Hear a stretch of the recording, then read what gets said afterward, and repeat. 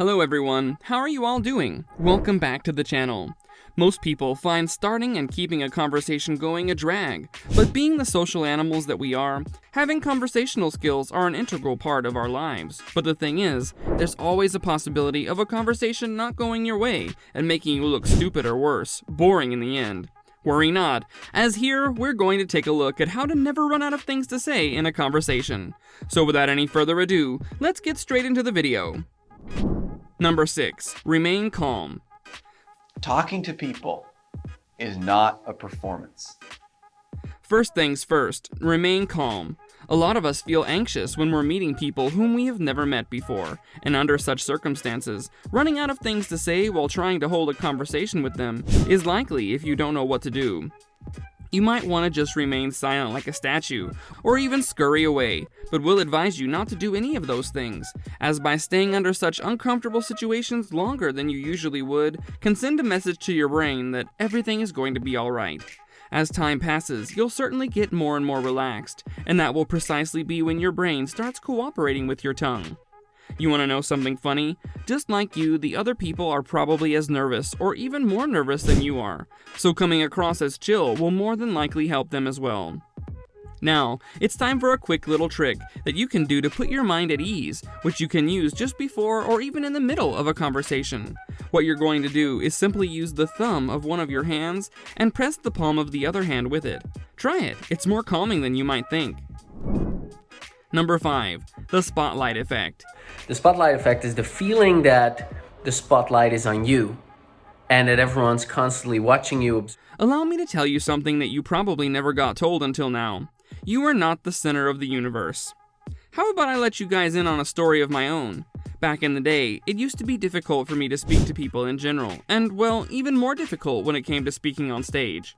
Whenever it was the time for me to go up on stage and read out whatever I had written, although I had rehearsed it countless times in front of the mirror the day before, I'd still feel as if something had gripped my throat so hard that it was impossible for me to get words out without giving it my all. It wasn't just me not being able to speak, however. My eyes had also been hijacked by the irrational notion that I was being judged heavily by the audience for things that, in reality, they certainly wouldn't even think about in a million years. One day, while scrolling through the internet, I came across this article about something called the spotlight effect, which after reading made me realize that I was being an obstacle in my own path. So, what is this spotlight effect, you may be wondering?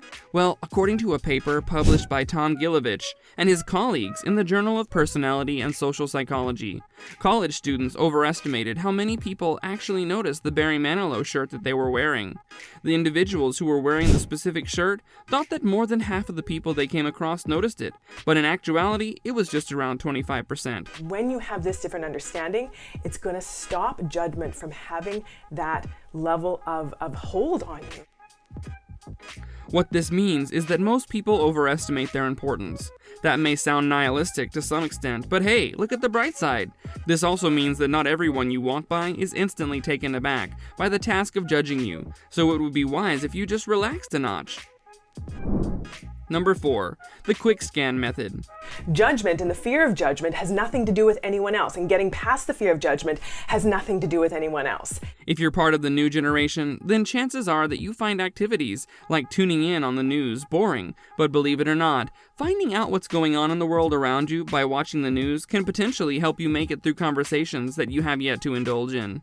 One of the upsides of this global village of a world we live in is that we have countless resources through which we can pick up information about various different topics through things such as blogs, YouTube, Reddit, podcasts, and whatnot. There's certainly no harm in checking out an article or two on some popular topic before starting off your day, because it's likely that people who you are going to interact with will be talking about it, and if they aren't, then you don't have to wait for them to do it, as you can just spark a conversation yourself. Easier said than done, right? It can open things up, it can be a starting point, a perspective to work towards. Just have a little script planned out to kick off a fun conversation.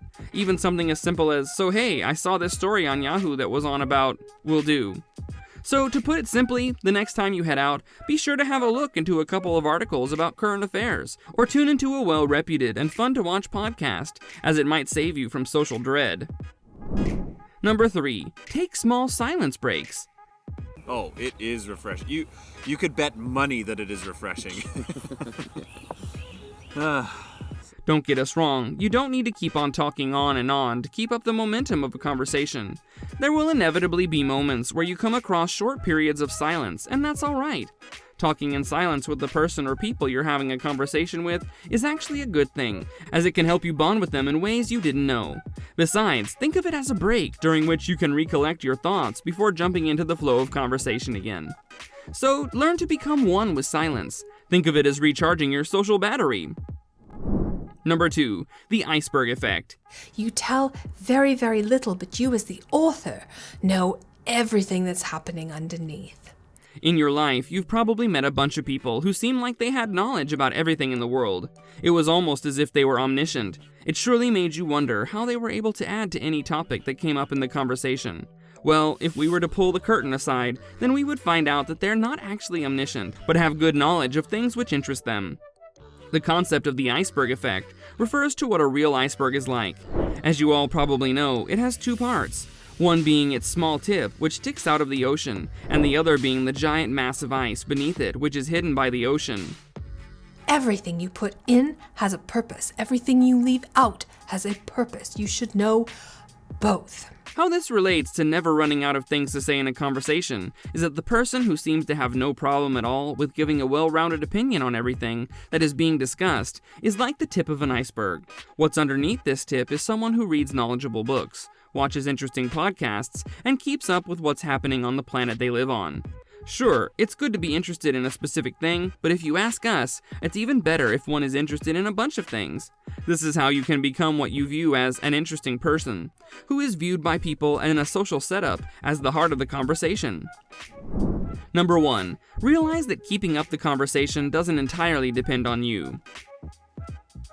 And if we're focusing on me, who am I not focusing on? That's right, you. There's more to a conversation than just you and only you sharing what's on your mind. Keeping up the conversation in its entirety isn't your responsibility. The person or people that you're talking with hold just as much responsibility as you to keep the flow of conversation going. They aren't just waiting for you to talk, but are also thinking about what to add to the conversation themselves. This is where being okay with silence comes to play as well. So kick back, relax, and let the conversation flow naturally instead of looking like you're trying to force it. The second thing that we got to do to connect is self-expression. We got to express ourselves.